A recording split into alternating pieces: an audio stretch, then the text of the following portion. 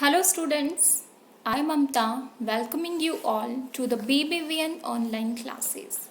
And from today onwards, we are going to start the literature part of class 7, that is book's name is Honeycomb. Okay, so this textbook is from NCERT and you can find it on net. There is going to be no problem faced by you, and if you do not have, then you can just message me. I will send you the PDF. Okay, so Honeycomb is a textbook, and on the first part we have contents meaning जितने भी हमारे chapters हैं उससे related जो page number है और जो name of the lessons हैं वो हमें यहाँ पर प्रोवाइड किए गए हैं.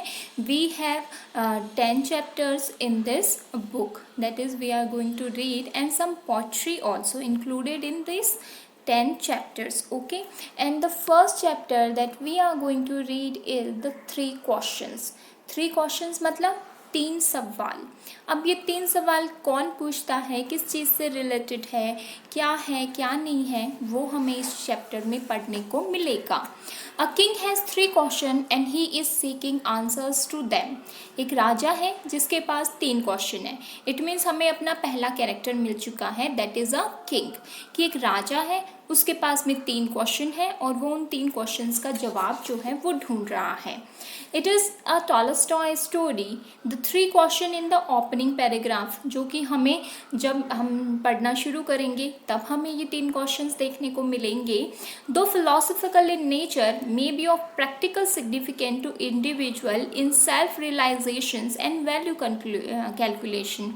हालांकि ये दिखने में जो 3 सवाल रहेंगे ये काफ़ी फिलोसफिकल रहेंगे, लेकिन हमारी लाइफ में किसी ना किसी वे में ये हमें प्रैक्टिकल नॉलेज देते हैं. That is why this chapter is important. यही इसकी सिग्निफिकेंट है कि ये आज भी हमारी लाइफ से जुड़ा हुआ जो क्वेश्चंस हैं वो हैं और हमें वैल्यू कैलकुलेशन जो है वो प्रोवाइड कर पाते हैं. The story is sectioned in 2 parts. ये जो स्टोरी है वो 2 पार्ट्स में है. ईच पार्ट में be sectioned further according to convenience and time available. हम जब इस चीज़ को पढ़ते हैं तो हमारे सेक्शन जो हैं हमारी कन्वीनियंस के अकॉर्डिंग हम पार्ट कर सकते हैं. Okay, then we have some comprehensive sections also, जहाँ पर हमें कुछ क्वेश्चंस जो हैं वो पढ़ने को मिलेंगे. That you have to do आपकी लर्निंग के अकॉर्डिंग, आपने इस चैप्टर से क्या सीखा उसके अकॉर्डिंग कुछ कॉम्प्रीहेंसिव क्वेश्चंस दिए गए हैं जो कि हमको पढ़ने हैं और अपने अकॉर्डिंगली आंसर भी करने हैं. So let us just directly start the chapter, reading the text of this chapter. The thought came to certain king that he would never fail if he knew 3 things. अचानक से राजा बैठा हुआ रहता है और उसके दिमाग में ये चीज़ें आती है कि वो लाइफ में कभी भी फेल नहीं होगा अगर उसके पास में इन 3 चीज़ों को वो जान लेगा.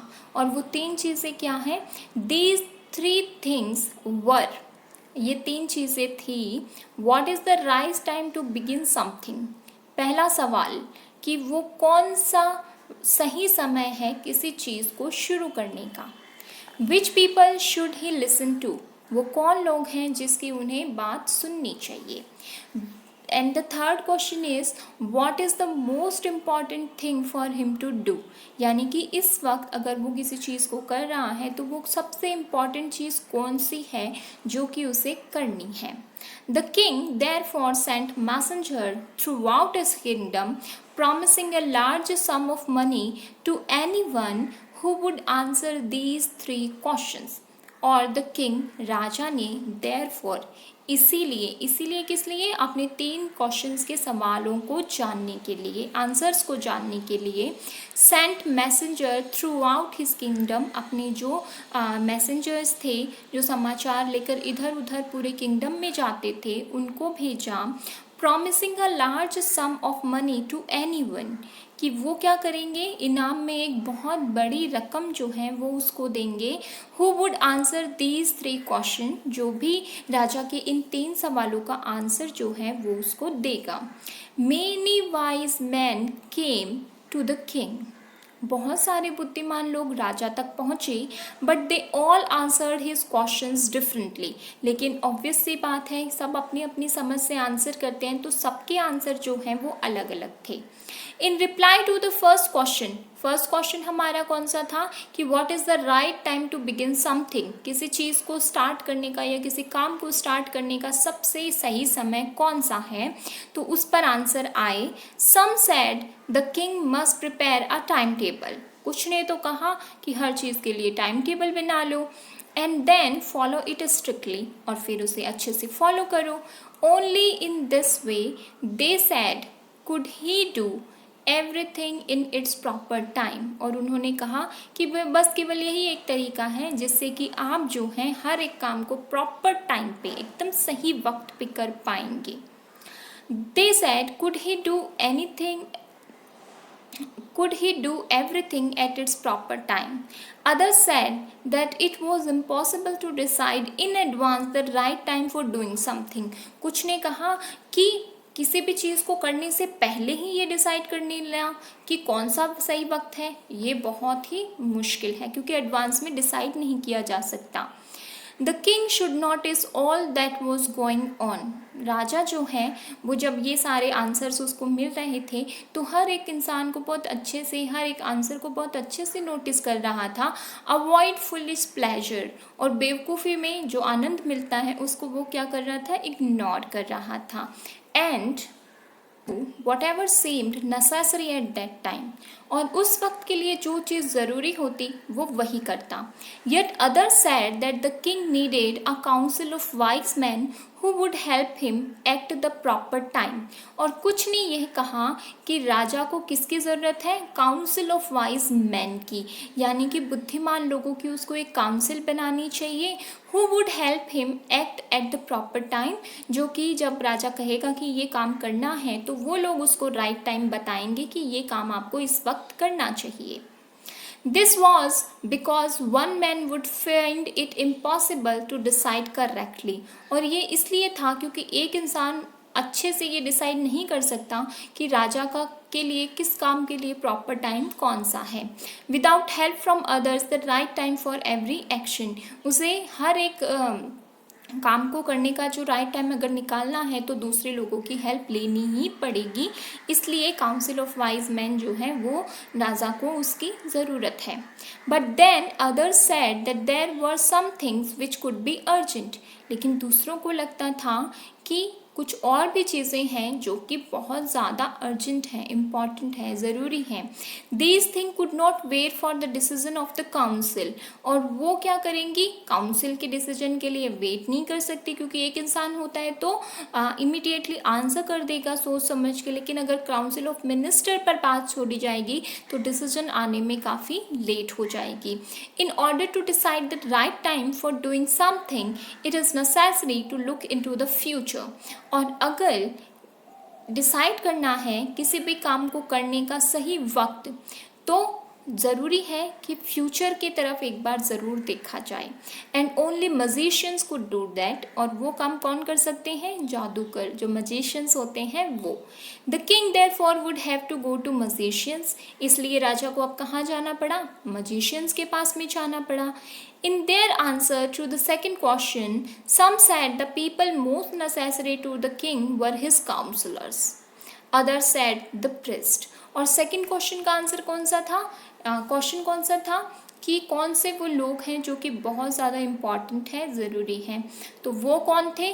कुछ ने कहा कि जो पीपल जो मोस्ट नेसेसरी हैं राजा के लिए वो काउंसलर्स थे, और कुछ ने कहा कि वो प्रेस्ट होंगे। A few others choose the doctors, कुछ ने कहा कि doctors. And yet others sad that his soldiers were the most necessary, और कुछ ने कहा कि राजा के लिए सबसे इम्पॉर्टेंट लोग कौन है, नेसेसरी कौन है, उसके soldiers. As the answer to his question were so different, the king was not satisfied and gave no reward. अब जो क्वेश्चन के आंसर थे वो सबके डिफरेंट थे, तो राजा को आंसर से किसी तरीके का कोई सेटिस्फैक्शन जो है वो नहीं मिलता हुआ दिखा, और राजा ने किसी को कोई रिवॉर्ड भी नहीं दिया। Instead, he decided to seek the advice of a certain hermit who was widely known for his wisdom. और यहाँ तक कि उसने एक डिसाइड किया कि जंगल में जो इंसान रहता है, जो एक हर्मिट है, वो उसके पास में जाएगा क्योंकि उसे वाइडली एज अ विजडम, ठीक है, यानी कि उसकी बुद्धिमत्ता के लिए काफ़ी ज़्यादा लोग जानते हैं। तो उसने सोचा कि मैं क्यों ना उसकी एडवाइस लूँ जा कर के, शायद वो मुझे अपने क्वेश्चन का आंसर सही दे पाए। The hermit lived in a would which he never left. जो हर्मिट था वो फॉरेस्ट में रहता था और वो उस जगह को कभी छोड़ के जाता नहीं था, इसलिए अगर किसी को उससे मिलना होता तो वहीं पर जाना पड़ता। He saw no one but simple people. वो किसी से नहीं मिलता, केवल जो नॉर्मल कॉमन साधारण लोग होते थे उन्हीं से मिलता था। And so the king put on ordinary clothes. इसलिए राजा ने अपने जो अटायर था वो चेंज किया और जैसे तरीके से साधारण लोग कपड़े पहनते थे वैसे कपड़े पहने। Before he reached the hermit's hut, the king left his horse with his bodyguard and went on along. तो यहाँ पर बात की है कि before he reach the hermit's hut, hermit की हर्ट के पास में पहुँचने से पहले the king left his horse with his bodyguard. तो अपना जो बॉडीगार्ड था, जो उनकी सुरक्षा के लिए हमेशा राजा के साथ में रहता था, राजा ने घोड़ा और बॉडीगार्ड दोनों हर्मिट की हट से काफ़ी दूर ही छोड़ दिए एंड वेंट ऑन अलोन, और हर्मिट से मिलने के लिए उसकी हट की तरफ अकेले ही निकल पड़े। As the king came near the hermit's hut he saw the hermit digging the ground in front of. और जैसे ही राजा क्या करता है, उस हर्मिट की हट के पास में पहुंचता है तो देखता है कि the hermit digging the ground in front of his हट, कि हर्मिट जो है वो अपनी हट के जो आगे है वहाँ पर एक गड्ढा जो है वो खोद रहा है। He greeted the king and continued digging. वो जो हर्मिट है वो राजा को ग्रीट करता है, उसका वेलकम करता है और वापस अपने काम जो डिगिंग का है, उसका खोदने का काम है, वो कंटिन्यू करता है। The hermit was old and weak and as he worked he breathed heavily. तो जो हर्मिट था वो क्या था, काफ़ी ओल्ड था और वीक था, और जब वो वर्क कर रहा था तो वो बहुत ही लंबी लंबी हैवी सांसें जो है वो ले रहा था। The king went up to the hermit and said, राजा जो है वो उसके पास में गया और उससे कहा, I have come to you, मैं आपके पास में आया हूँ, वाइज हर्मिट, बुद्धिमान hermit, to ask you to answer 3 question. मैं आपसे 3 क्वेश्चन पूछूंगा जिसका आपसे मुझे जवाब चाहिए। How can I learn to do the right thing at the right time, मैं कैसे सीख सकता हूँ कि किसी चीज़ को सही समय पर करूँ, सही चीज़ सही समय पर करूँ। Who are the people I need most, वो कौन से लोग हैं जो मुझे बहुत ही ज़्यादा ज़रूरी हैं अपने लाइफ में रखने के लिए। And what affairs are the most important, और वो कौन से काम हैं जो कि सबसे ज़्यादा इम्पॉर्टेंट हैं, जिनको प्रायोरिटी दी जानी चाहिए।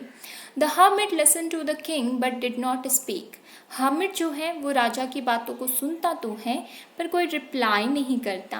ही वेंट ऑन डिगिंग, वो अपना खुदाई का काम जारी रखता है। You are tired said the king, राजा कहता है कि आप बहुत थक गए हैं। Let me take the spade and work in your place, ये जो फावड़ा है ये मुझे दे दीजिए आप, मैं आपकी जगह पर काम करता हूँ। Thanks said the hermit giving the king his spade, वो कहता है अरे आप मेरा काम कर लें, इसके लिए बहुत बहुत धन्यवाद। और फिर जो राजा है वो उसे अपनी स्पेड हर्मिट से वो स्पेड ले लेता है। Then he sat down on the ground, और हर्मिट जो है वो उसी ग्राउंड पर, उसी धरती पर राजा के पास में गड्ढा जहाँ पे खोद रहा होता है वहाँ पर बैठ जाता है। The next part we will do in our next video session. This is it for today. Thank you so much everyone.